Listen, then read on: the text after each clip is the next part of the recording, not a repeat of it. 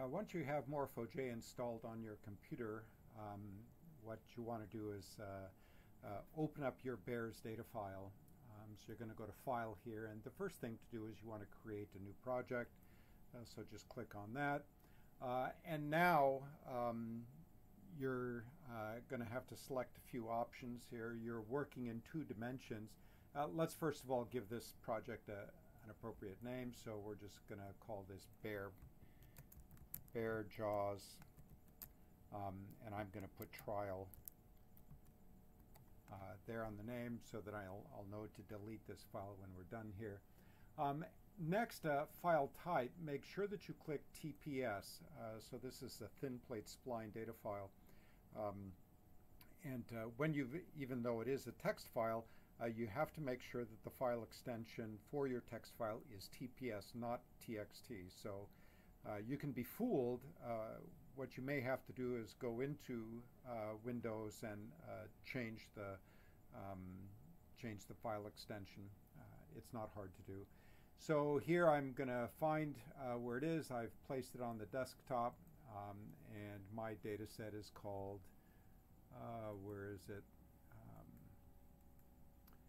Bear Jaws example or something to that effect. It would help if I had eyes. There it is, Bear Dennery example. Okay, so I'm going to create that one, create data set, and my data set is now there. I'm going to do a number of things here. I'm going to click on this tab for Project Tree, which is your sort of your tool to finding out what's where. So here's our project, Bear Jaws Trial, and here's our data set called New Data Set. There are a number of preliminaries that I need to do. The first thing that I'm going to do is I'm going to edit my classifier. So I'm going to come down here to this menu option and just click on Edit Classifiers.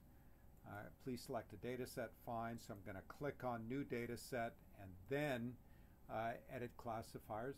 So obviously what this means is you can have multiple data sets open at the same time. So Edit Classifiers. I'm going to go down here now and add a classifier, and I'm going to call this classifier Species. All right, so click OK, and notice I now, over here, I have a new column for Species. So now I'm going to click on this first one here, and I'm going to type in, so Maritinus is polar bear, so I'm going to click in polar. Notice what happens as soon as I do anything, it goes into this drop-down menu. There are no options there, so I'm just going to type in polar and hit enter.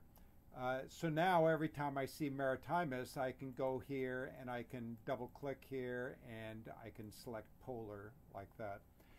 That's going to be a little bit tedious, so instead what I'm going to do, I'm going to hit Control-C, I'm going to copy polar, and I'm now going to scale or scroll down here, and every time I see Maritimus, I'm going to hit Control-V, and it just puts in polar.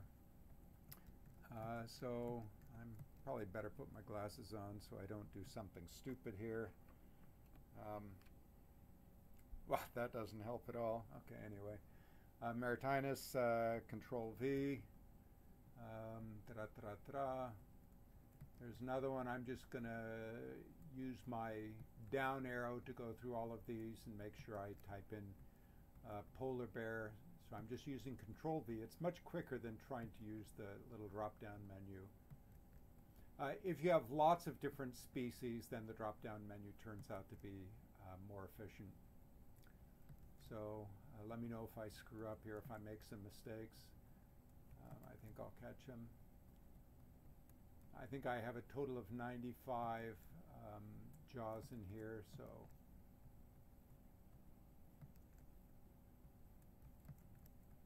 Okay, getting close to the end there.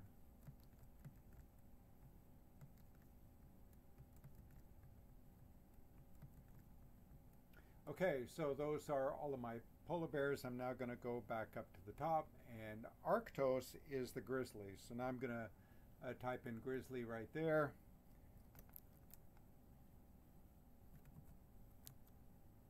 Okay, and hit Control-C again, and now every time I see Arctos, I'm going to hit Control-V.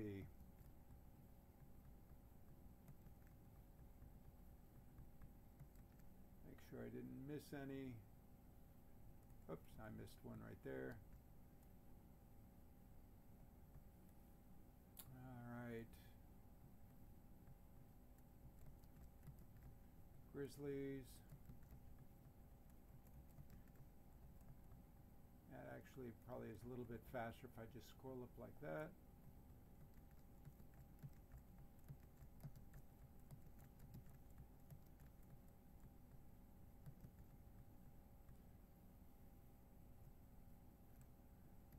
Okay. Obviously, if you have really large data sets, this sort of work becomes really tedious. So one obvious question is how large does your data set need to be if you're doing this for a thesis project or a dissertation or something of that sort? And the answer is you actually, with morphometric geometrics, you actually need many fewer observations than you would if you were working with traditional morphometric techniques.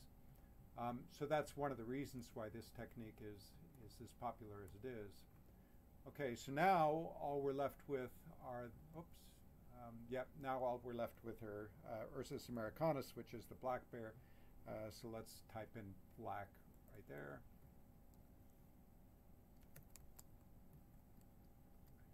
Okay, and now I can hit Control-C and copy that. The general rule of thumb in regular morphometrics is that you want 10 observations for every parameter that you're trying to estimate. And that's sort of a bare bones minimum. Having said that, with morphometrics geometric, I've worked on a number of, edited a number of papers where the authors had as few as 40 or 50 specimens. So the nice thing about this technique is that you can use many fewer specimens. More is always better, but for those cases where there are few specimens available, like with some material that's coming out of Africa or whatever, then this is a nice way to approach that. Okay, so now we have all of our specimens classified. Let's just scroll through them, make sure we're not missing anything. Great, it's all there. I'm now going to highlight that. All right, defined as species, and I'm now going to click Accept. I now have a classifier. Okay, so now let's go back up to the Preliminaries tab. One of the first things that I want to do is I want to perform what's called a Procrustes fit. So I need to align all of these specimens. I need to scale them and align them so that when I'm looking at these, I'm ignoring anything that's associated with size and just looking at shape. So I'm going to go down here. At the very top, it says New Procrustes Fit. So I'm going to do that. I want to align by principal axes, not by the first specimen. And I'm not going to use any specific landmarks. And I'm just going to click Perform Procrustes Fit. And there you see each of my landmarks, right? All 12 of them. And you'll notice too that there is a swarm of points around each landmark. Those are the individual observations. So there should be 95 points around each landmark representing the 95 specimens. So now I've performed my Procrustes fit, and each specimen is rotated and scaled so that they're matching as close as possible along those landmarks. Okay? So now the next thing that I want to do is I want to generate the covariance matrix. So just as if you were looking at data that you had collected on running speeds or the size of a skull or how much people weigh or something like that, you would want to compute how much variability there is in the data. You would use the standard deviation or the variance. Here, because we have 12 different landmarks, instead of just doing one standard deviation, we have to do it for each, and that's referred to as the covariance matrix. So it's a covariance matrix. We're looking at the variation within each individual landmark, but also between landmarks. So generate the covariance matrix. I'm using my new data set. I'm going to include that. I'm going to do it on my Procrustes coordinates. and I want pooled within group covariances by species. So it's going to compute the covariance matrix for each species, but it's also going to look at the covariation that's between species. So I'm going to execute that. And now we're good to go. The very first thing that we're going to do is we're going to click on variation right here, and we're going to compute a principal components analysis of these data. So I'm going to click principal components. Whoops, I forgot one thing. I need to go fix that real quick. Here's our principal components. I can look at this very quickly. I can look at my principal component scores. These are all the 95 dots. I can right-click on this, and I can ask it to compute the confidence ellipses. And I'm going to ask it to draw the ellipses, and these are going to be 90% confidence ellipses. If we were publishing this, we would use 95%, but this will work for now. I want to use a classifier, and the classifier I want to use is species, and I'm going to use that to determine what the color of these ellipses are. So I click use this classifier to determine the colors of the ellipses, and I'm going to click OK, and now you can see what the distribution of my jaws looks like. All of these animals right here are the polar bears. These are the black bears over here, and the green ellipse is for the grizzly bears. So looking at this, you can see that black bears and grizzly bears are actually pretty similar. They differ in terms of size. And the polar bears are really fundamentally different. And we will talk more about that on another occasion when we do a separate kind of analysis. What I want to do now is go back here to my project tree, and here you can see all this additional stuff that I've done now. And I want to go back to preliminaries, and I want to create or edit a wireframe diagram, okay? So let me click on that, and now you see my 12 landmarks, and I'm going to link them. Okay, so I'm going to link landmark 1 and landmark 2, and you'll notice that it now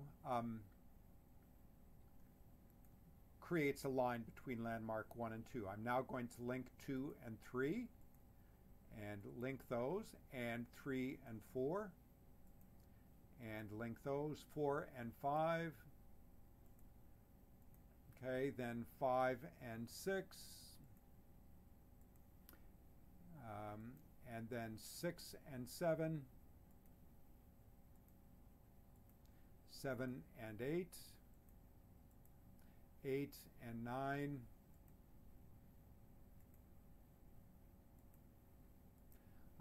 and then I want to go from 9 to 11,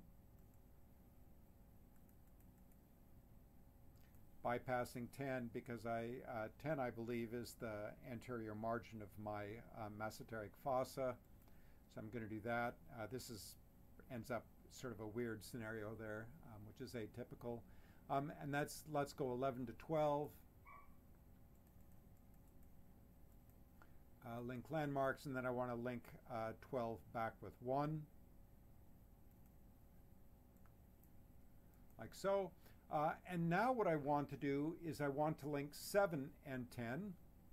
So I want to link 7 and 10, like so. And I want to link 9 and 10. Okay, so there's it. Yeah, I know it's an odd shape. Oops, I lost my link between 1 and 12. And so let's get that back. 1 and 12. Link landmarks, and I'm going to accept. Okay, so now here's the fun part. Back in our principal components analysis, let's look at what's happening along that first principal component. So let's look at the shape change here, and I'm going to ask it to